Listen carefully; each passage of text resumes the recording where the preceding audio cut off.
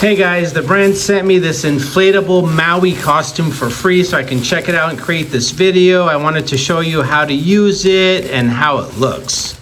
Now, before I put it on and inflate it, I wanted to run through some of the features. Now, to use it, it's real simple. This is how it's going to inflate here. Now, this air blower is powered by this battery pack over here. You can see it's got a clip and it runs on 4 AA batteries. You're simply going to put the costume on, zip it up in the back, and then you're going to switch over here.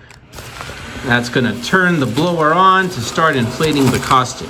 It's even got this Velcro strap here that's going to go around your neck. That's going to keep the air inside the costume. Now, it's made out of a polyester material, so you can move very easily in this, and it's waterproof. Okay, now let's put it on and see how it works. You can see here, I got it on. I'm going to start inflating it. Right away, it starts inflating with air. Now you can see how big Maui gets. Despite the size of this costume, you can see I can still move around, dance around, trick or treat, or do anything you might want to do in a Maui costume. It's fun, easy to use, looks great. Now, I would definitely recommend this for anyone who wants a Maui costume for Halloween or anything else.